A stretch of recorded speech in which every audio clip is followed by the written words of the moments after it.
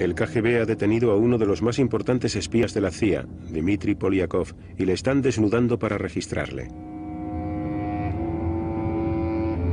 Le inmovilizan la cabeza para evitar que pueda tomar veneno. Die unsichtbare Front, das war wirklich eine unsichtbare Front des Kalten Krieges, aber es war... El frente invisible era el que existía en la Guerra Fría, pero para nosotros era la guerra. Puede que los soldados estuvieran en alerta, pero para nosotros y para todos los que se internaron en el frío, era una guerra de verdad.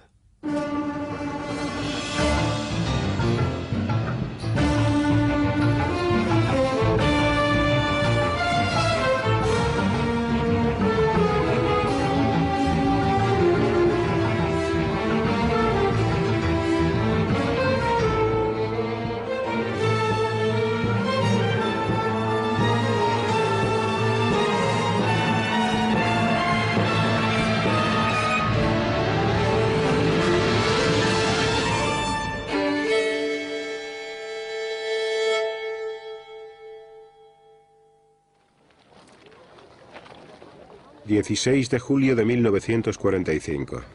Está amaneciendo. Los científicos aliados abandonan Los Álamos y se dirigen al desierto de Nuevo México para presenciar las pruebas de la primera bomba atómica. Habían estado trabajando en ella durante años en el más absoluto de los secretos. Con solo 19 años, Ted Hall era el científico más joven que participaba en el proyecto. Estaba allí. O al menos estaba en una furgoneta o en un camión a unos kilómetros de allí. Se consideraba que a esa distancia estaríamos seguros. No puedo recordar si habíamos hecho circular alguna señal advirtiendo de que las pruebas se estaban realizando en ese lugar. Pero de todos modos ese maldito chisme estalló y fue un espectáculo impresionante.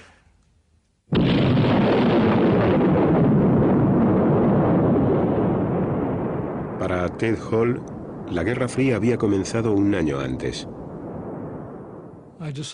Decidí revelar secretos atómicos a los rusos, porque, en mi opinión, era importante que no existiera un monopolio y que de este modo ninguna nación pudiera convertirse en una amenaza para el mundo, igual que sucedió con la Alemania nazi. Y todo parecía indicar que solo existía una solución al problema. Lo correcto era actuar para romper el monopolio estadounidense. Había más personas que opinaban como él. El KGB tenía algunas fuentes dentro de Los Álamos que no se conocían las unas a las otras.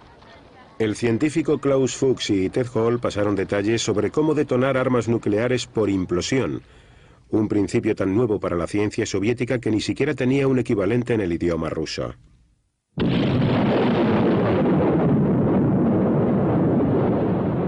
En 1949 los soviéticos hicieron estallar su primera bomba atómica, detonada por implosión. Habían copiado los elementos clave de la bomba estadounidense que destruyó Nagasaki. Los espías le habían ahorrado a la Unión Soviética posiblemente unos 2 años de investigaciones. El FBI interrogó a Ted Hall en marzo de 1951, pero no presentaron cargos por falta de pruebas. Un mes más tarde, los agentes del KGB, Julius y Ethel Rosenberg, fueron condenados a muerte. En medio del fervor antisoviético de la época, se convirtieron en los únicos espías ejecutados en tiempos de paz en los Estados Unidos. Era algo horrible, y con toda certeza introdujo en nuestro país la creencia de que allí el pueblo se consumía entre las llamas, y de que nosotros no estábamos lejos del fuego y podíamos arder también. Los servicios de inteligencia estaban en una situación muy desigual. El KGB operaba en Occidente, pero la CIA se enfrentaba a un mundo hermético. Los trenes que atravesaban la frontera finesa en dirección a Rusia estaban sellados con postigos de acero. Los Estados Unidos sufrieron una gran sequía de información. El desconocimiento del modo de funcionamiento del sistema soviético nos persiguió a nosotros, la CIA, durante toda la Guerra Fría, tanto dentro de la misma Unión Soviética como en cualquiera de los países que no eran más que copias de la URSS, por ejemplo, en Alemania del Este o Cuba, entre otros. La mayor parte de las operaciones de infiltración en territorio soviético estaban condenadas al fracaso desde el principio. Los espías del KGB, como el oficial de inteligencia británico Kim Philby, traicionaban a los agentes occidentales. Philby saltó a la opinión pública por su asociación con sus compañeros y agentes dobles Guy Burgess y Donald McLean. Philby, on the right, holds a press conference to deny charges that he was involved in the disappearance of Burgess and McLean. Well, if there was a third man, were you in fact the third man? No, I was not. Do you think there was one? No comment. Well, Mr. Philby, the disappearance of Burgess and McLean is almost as much of a mystery today as it was when they went away about 4 years ago or more. Can you shed any light on it at all? No, I can't.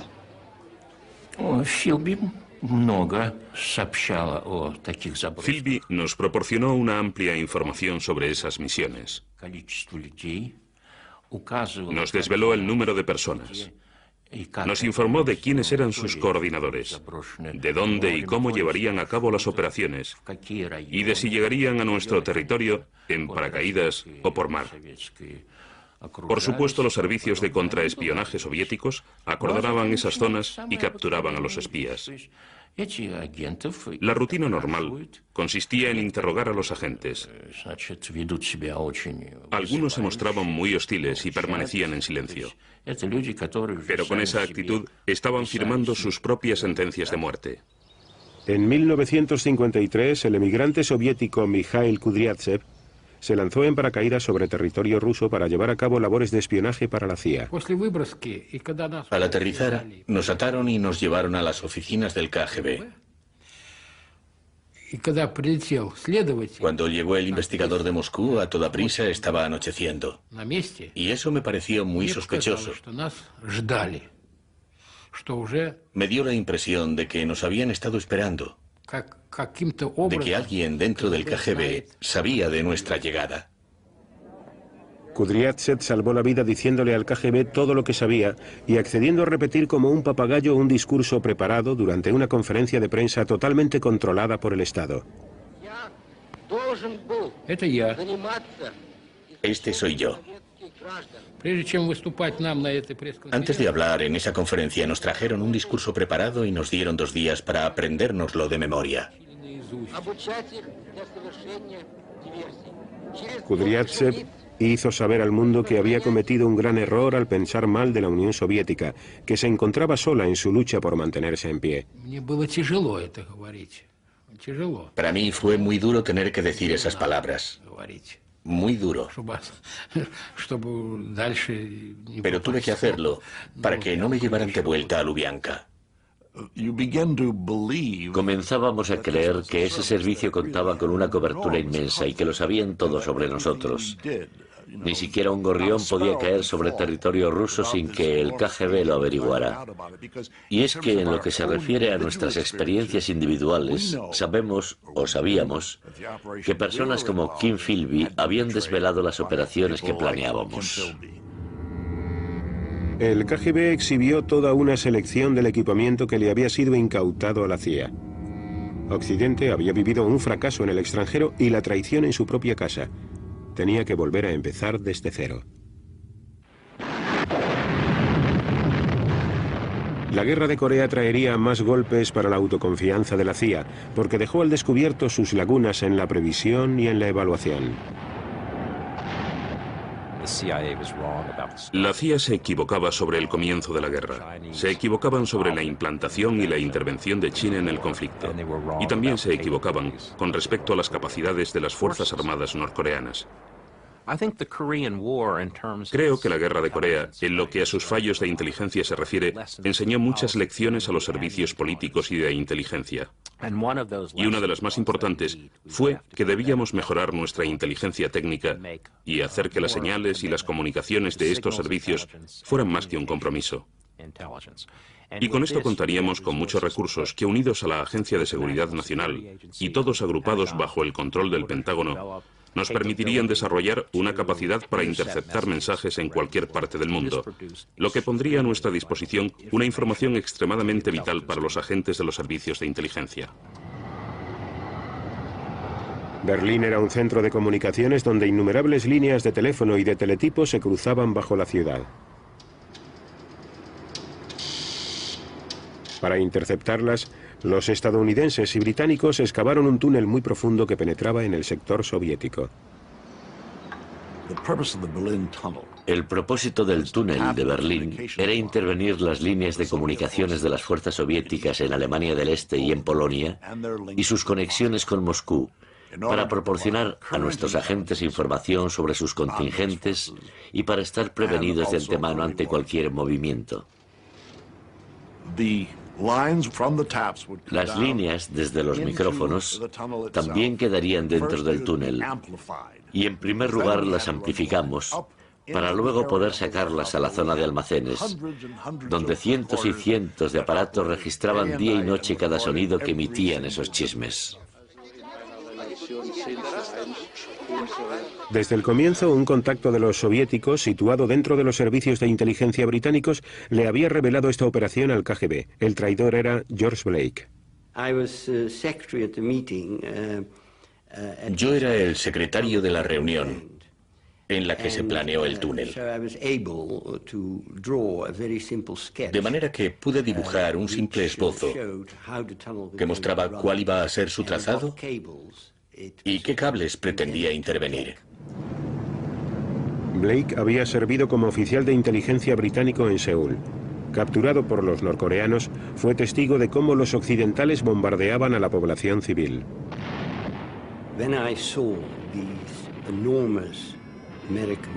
Cuando vi la inmensa fortaleza volante de los Estados Unidos cernirse sobre lo que parecían ser pueblos coreanos indefensos, sentí pena. En ese momento comprendí que me encontraba en el lado equivocado y pensé que debía hacer algo para remediarlo. Blake regresó a casa con el primer grupo de prisioneros de guerra que Corea liberó después del armisticio firmado en 1953. How did you find the food out there, Mr. Blake? Well, the food was adequate, but very monotonous. It was monotonous, was it? Anything special? I mean, any odd things they gave you to eat or anything? No, just rice and turnips, mainly. That's pretty impressive diet, isn't it? 3 times a day.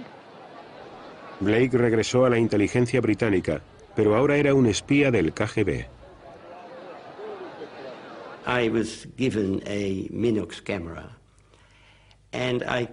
Me dieron una cámara Minox y la llevaba conmigo siempre que iba a trabajar, como si fuera mi cartera.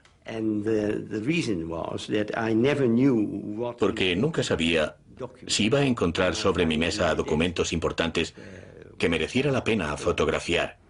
La advertencia de Blake sobre el túnel supuso un problema para el KGB.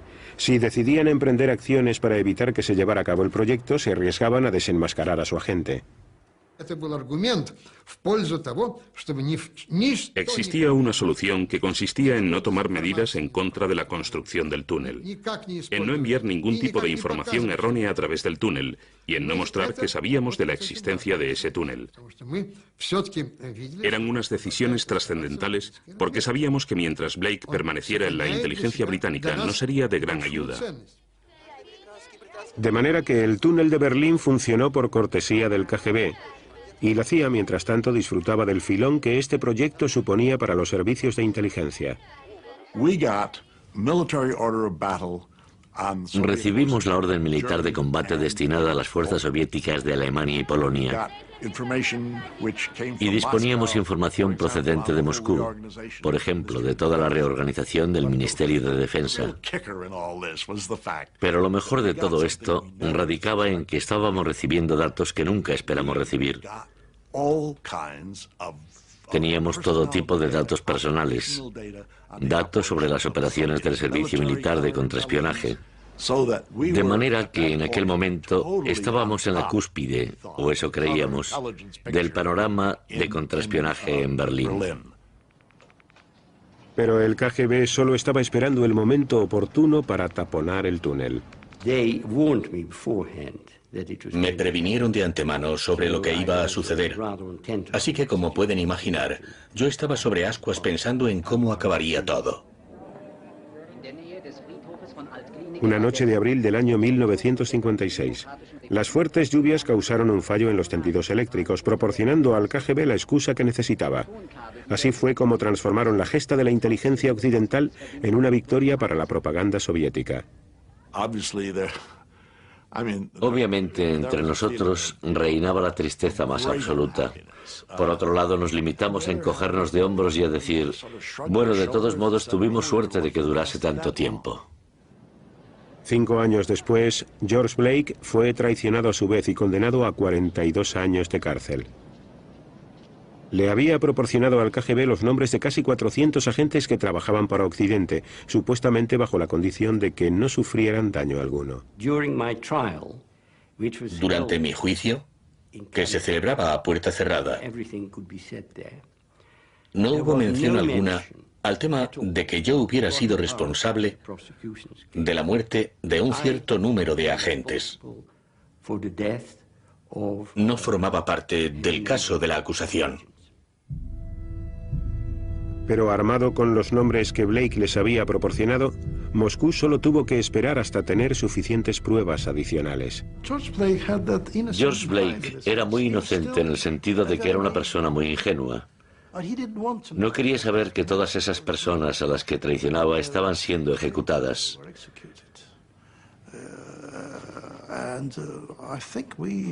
E incluso creo que llegamos a discutir ese tema en un determinado momento, pero no quiso creerlo. En su lugar dijo, bueno, me dijeron que eso no ocurriría, pero ocurrió.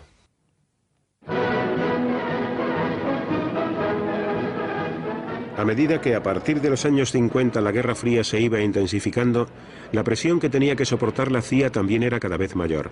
Occidente trataba desesperadamente de conseguir información sobre el tamaño y la potencia de los ejércitos soviéticos, que había podido observar de reojo y fotografiar en espectáculos aéreos celebrados en Moscú o en desfiles con motivo del Día de la Liberación.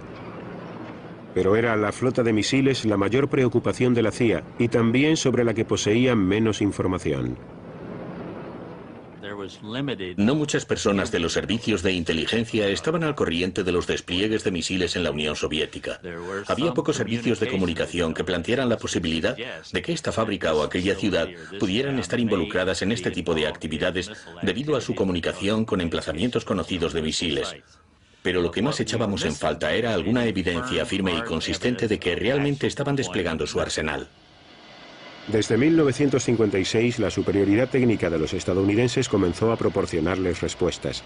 Los aviones de reconocimiento de la CIA, los U-2, sobrevolaron Rusia para fotografiar las bases soviéticas, pero en 4 años de búsqueda no encontraron ninguna zona operacional de lanzamiento de misiles balísticos intercontinentales.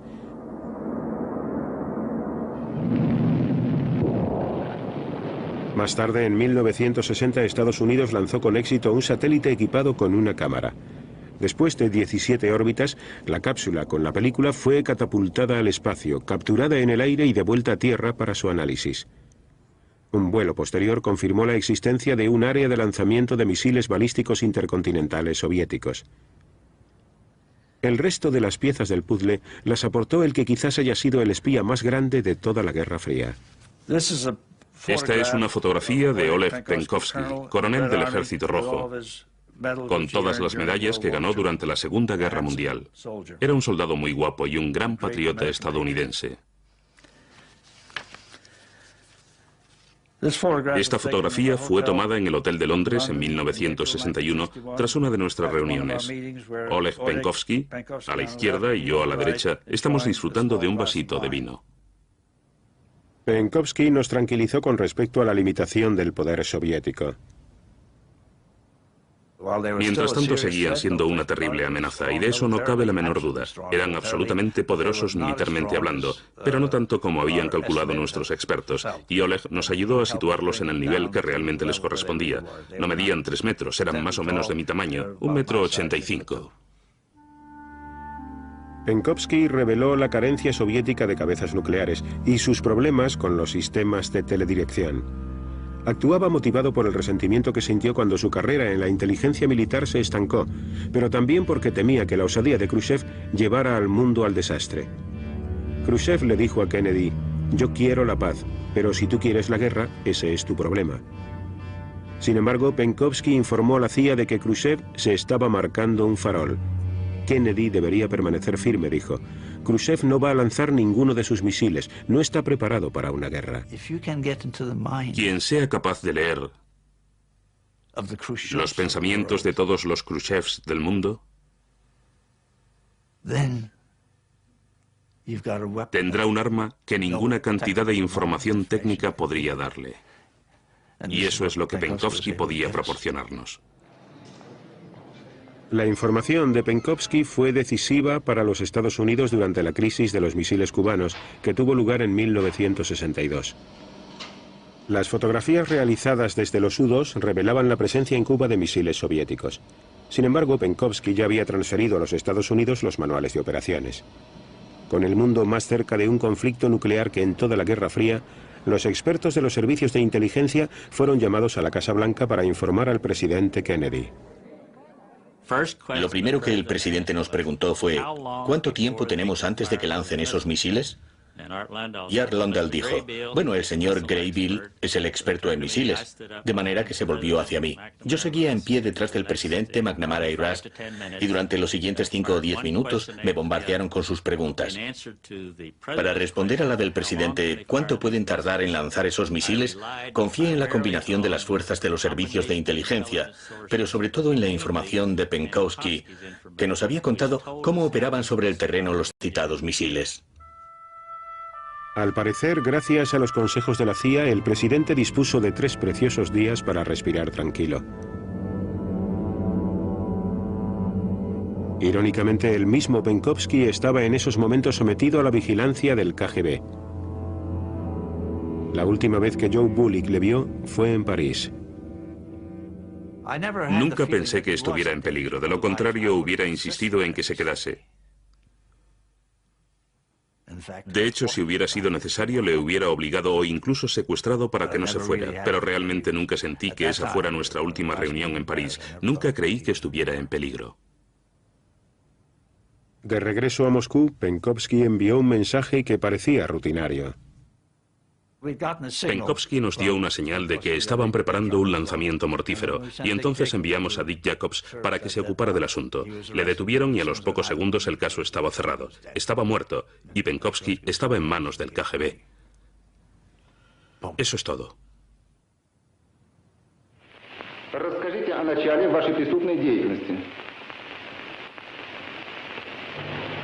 В ноябре 1960 года я решил войти в контакт с американской разведкой, для чего я подготовил письмо, в котором высказал эту свою просьбу и желание начать со мной работу. El principal interrogador del KGB era Alexander Zakboktin. No le interrogamos en una sola ocasión, ni 10 ni 20, sino que debieron ser unas 100. Era perfectamente consciente de que sus acciones podían ser castigadas con la muerte y solía preguntarme, ¿me van a ejecutar? Nunca le dije que no fuesen a ejecutarlo, y le repetía una cosa. Solo si confiesas todo lo que sabes y realmente te arrepientes, solo en ese caso puedes esperar clemencia.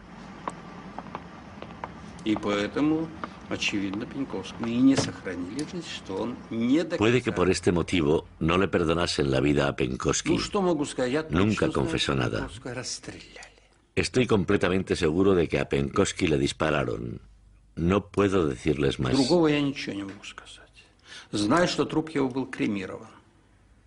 Sé que su cuerpo fue incinerado.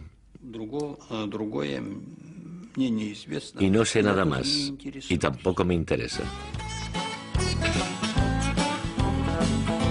Pero no todos los espías acabaron haciéndose famosos. Estas son las películas caseras de Galina y Mikhail Fedorov, oficiales del KGB que operaron absolutamente en secreto durante 20 años.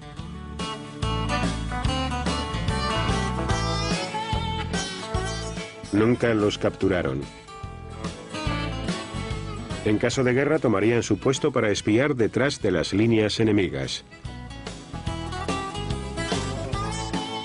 Al KGB nunca le faltaron reclutas. Algunos lo hacían por dinero, otros por ideología y otros porque les parecía muy emocionante llevar una vida secreta.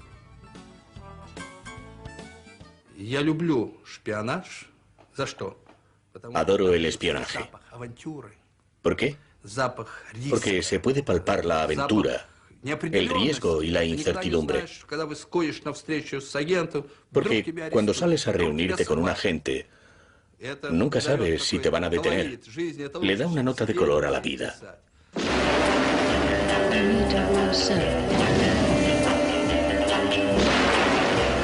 Mr. Bond, I expect you to die.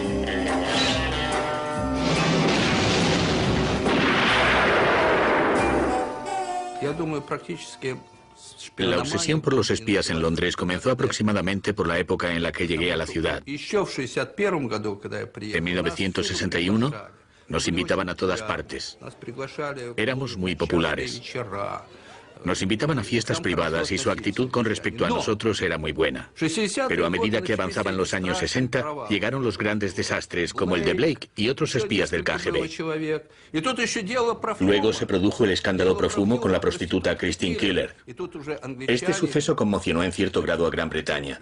Después, cuando llegaba a algún lugar, la gente me preguntaba, ¿es usted un espía? A lo que yo respondía, por supuesto que soy un espía. Los gobiernos occidentales estaban cansando de que hubiera tantos agentes del KGB en su zona. En 1971, los británicos expulsaron a 105 agentes de la inteligencia soviética que fueron identificados por un desertor. La tecnología poco a poco se iba ocupando de las tareas más duras del espionaje.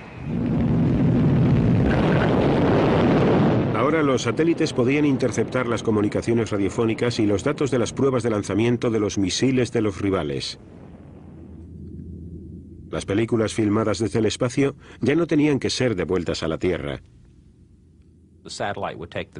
El satélite tomaba la fotografía desde el cielo y transmitía su imagen directamente al puesto de uno de los analistas en los Estados Unidos, que podía ver lo que ocurría en el territorio internacional, sin levantarse de su mesa. Este constituyó el mayor éxito logrado por los servicios de inteligencia de la Guerra Fría.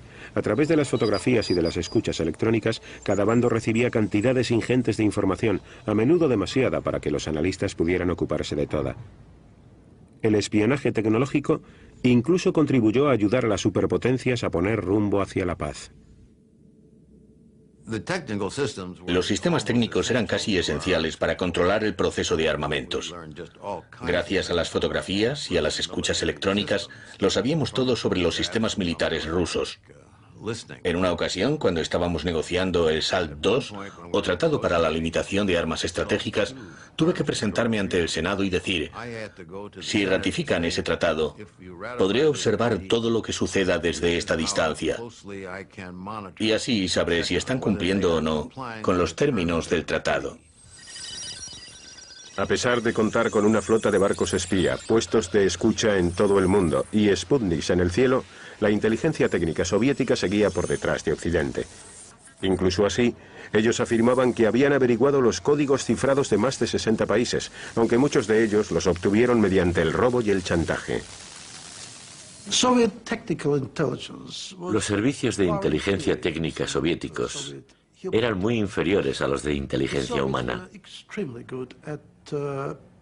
Los soviéticos eran extremadamente hábiles aplicando las técnicas de persuasión, con las que conseguían que muchas personas abrazasen su ideología. Los métodos de espionaje del KGB se propagaron más allá de los conflictos existentes entre las superpotencias, y así fue como se creó un sistema de vigilancia rutinaria de los ciudadanos de a pie, que realizaba la Policía Secreta de Alemania Oriental, o Stasi. La Stasi habitaba un mundo moral de su propiedad. Los interrogatorios se solían grabar, era una práctica rutinaria, pero además había cámaras por todas partes. Las relaciones entre las diferentes áreas del contraespionaje y con el departamento encargado de llevar a cabo los interrogatorios eran muy amistosas. Allí había todo tipo de gente y reinaba una atmósfera cordial. No eran esa clase de personas retorcidas que utilizan métodos atroces para extraer confesiones de la gente.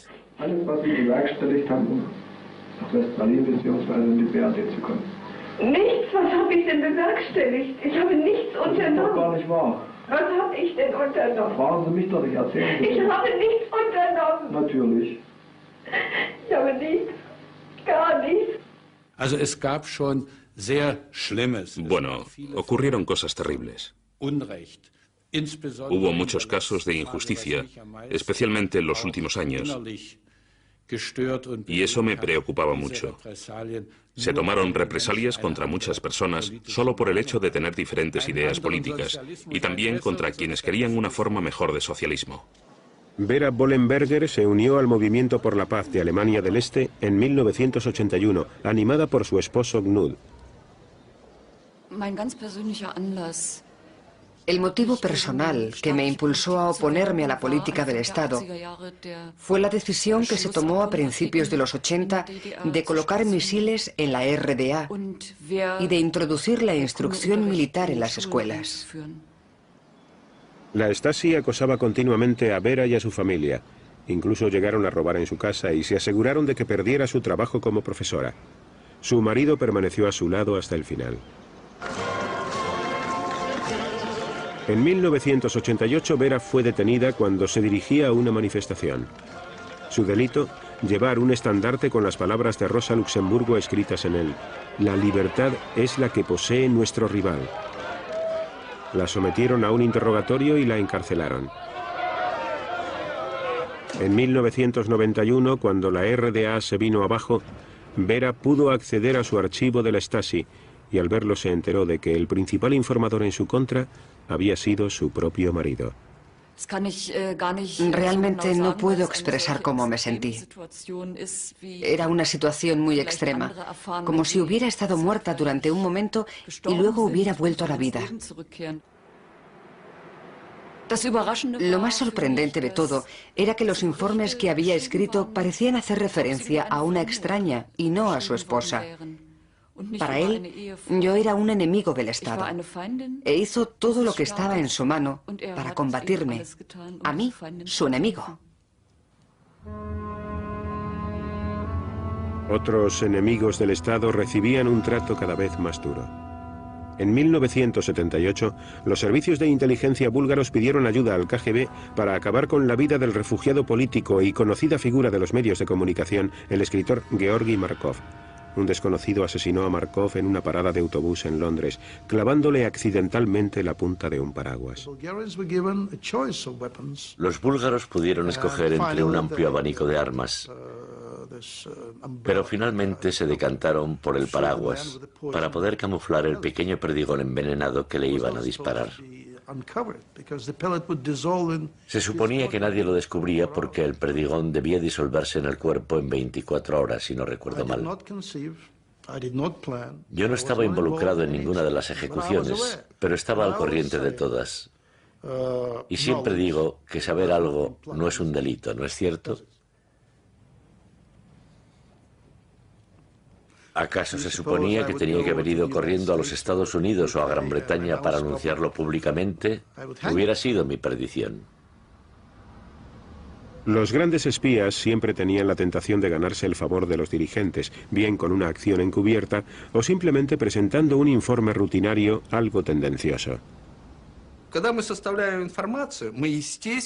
Cuando elaborábamos informes, por supuesto siempre dramatizábamos aquellos aspectos que resaltaban la amenaza que se cernía sobre la Unión Soviética. Haciendo hincapié en las cosas adecuadas, me aseguraba de que mi informe llegara directamente a lo más alto, al Politburó. Si era flojo o aburrido, simplemente se limitarían a archivarlo. Este era el problema que tenían todos los informadores. Teníamos que arreglar nuestros documentos para que en Moscú los tuvieran más en cuenta. ¿Pero realmente importaba que los espías deformaran sus informes? ¿Hasta qué punto tenían en cuenta los dirigentes políticos a sus servicios de inteligencia? Me gustaría decir que es posible que exageráramos la importancia de los servicios de inteligencia.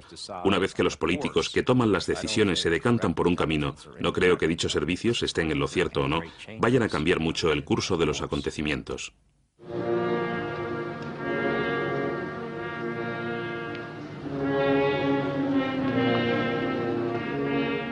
Noviembre de 1988. Kim Philby es enterrado con todos los honores en un cementerio de Moscú. Primero, hacía ya casi 50 años, había traicionado a Gran Bretaña pasando secretos al KGB. Pero nunca se llegaba a depositar plena confianza en los conversos. Al final, el KGB le abría el correo y tenía su teléfono pinchado. Parecía que la era de este espía había terminado. De hecho, durante los 80 la CIA había situado a sus agentes cuidadosamente dentro de los servicios de inteligencia y los círculos de defensa soviéticos. Entre ellos había fuentes preciosas como Adolf Tolkachev, experto en aeronáutica, al que vemos aquí de camino a una reunión en Moscú con su contacto de la CIA. De repente, el KGB aparece para detener al más importante de los espías soviéticos de la CIA.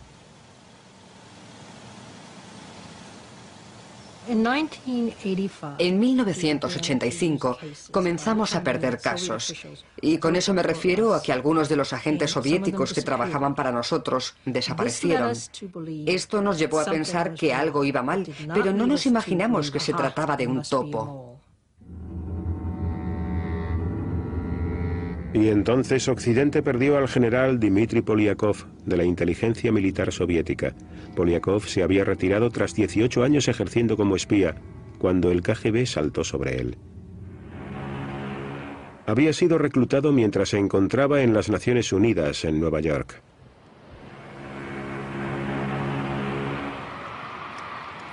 Polyakov regresó a Europa en 1962 en el Queen Elizabeth. El fotógrafo del barco tomó esta imagen durante la cena del capitán. Sentado tan solo unas mesas más allá se encontraba el hombre del FBI que le había introducido en esto, John Maybe.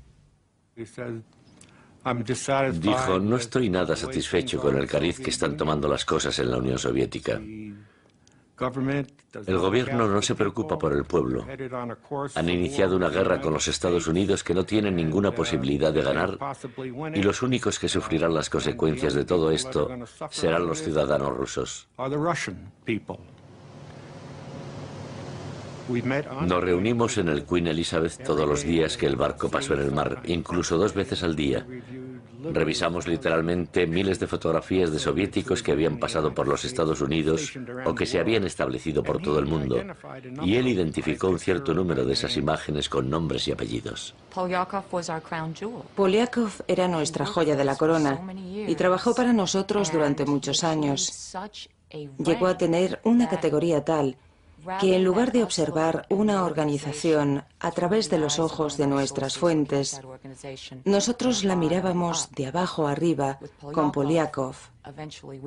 Y al final podíamos hacernos una idea de cómo era, en todos sus aspectos, la organización del GRU, la del KGB, el Ministerio Soviético de Asuntos Exteriores y el aparato del Partido Comunista. En 1991 Sandy Grimes se unió al equipo que investigaba las desapariciones de agentes de la CIA. Al mando se encontraba Jean-Bert Feil, que ahora sí sospechaba que en sus filas había un infiltrado del KGB. Llevar a buen fin un caso de contraespionaje en el que se pretende encontrar a un topo siempre resulta una tarea muy larga y difícil. Cuando por fin completamos una lista de las personas que podrían haberlo hecho, nos quedamos con 198 nombres. La caza del infiltrado duró 3 años y les llevó hasta un agente que trabajaba para los servicios de contraespionaje de la CIA, Aldrich Rick Ames. En 1993 el FBI le filmó en secreto en Bogotá. Yo no dejaba de moverme de un lado a otro preguntándome qué podía haberle pasado a mi contacto del KGB que tenía que estar allí desde hacía 1 hora. Yo estaba preocupado y con razón, pero no vi la vigilancia. Y supongo que al FBI debió resultarle muy frustrante porque tenían un miedo atroz de que yo viera que me estaban vigilando, de manera que tenían que permanecer bastante alejados. El resultado fue que nunca me vieron hacer nada, no tenían pruebas de que yo estuviera realizando ningún tipo de actividad operacional. El FBI comenzó a vigilar la casa de Ames e intervino sus teléfonos.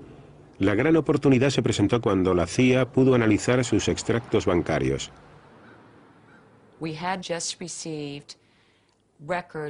Uno de los bancos de Rick nos envió la documentación. Dan estaba leyendo los datos y yo entré en el ordenador y de repente, oh Dios, fue increíble.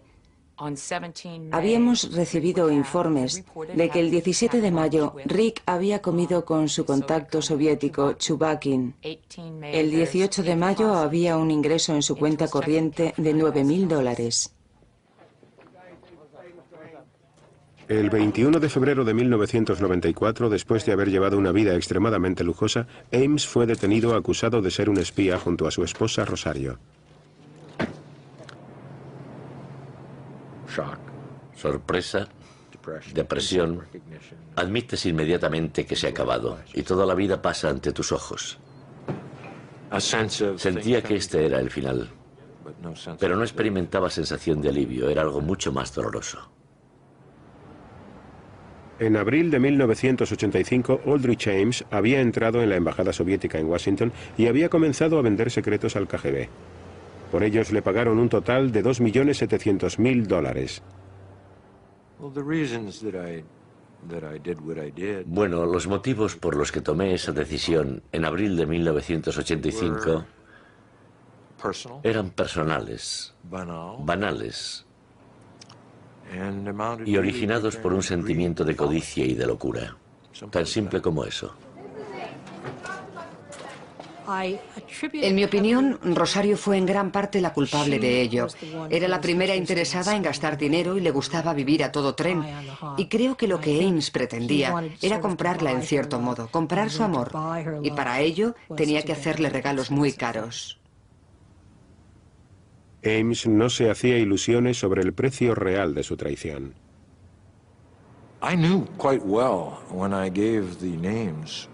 Cuando di los nombres de nuestros agentes en la Unión Soviética,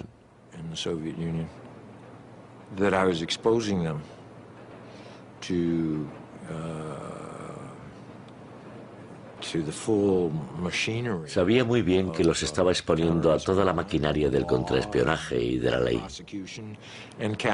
Luego las acusaciones y con toda certeza la pena capital en el caso del KGB y de los agentes del GRU.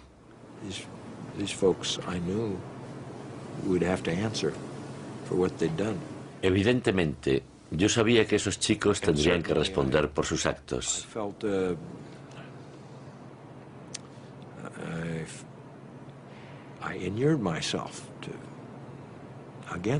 Y me hice inmune a este hecho para que no existiera una reacción por mi parte.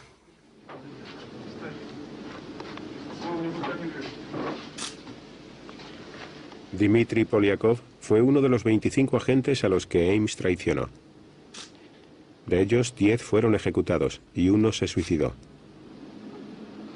El servicio secreto británico solo pudo poner a salvo a uno de ellos sacándolo a escondidas del país. El KGB me detuvo en mayo de 1985 y me sometió a arresto domiciliario, pero me las arreglé para escapar sano y salvo. Tuve suerte. Los otros murieron tiroteados en los calabozos de alguna prisión del KGB, después de largos meses donde se sucedieron las amenazas y los interrogatorios. Lo perdieron todo: familia, hijos, trabajo, incluso la vida. Pasaron 1 año, 2 años, o en el caso del general Polyakov, casi 3 años, esperando cada minuto a que llegara la muerte.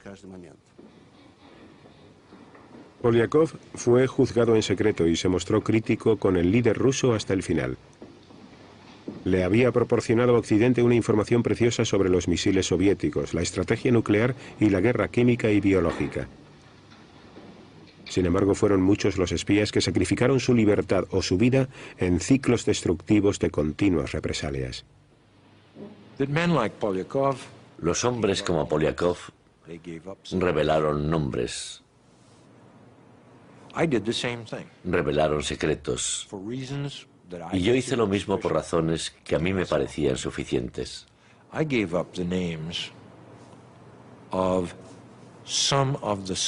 Di a conocer los nombres de algunas personas que ya antes habían denunciado a otros.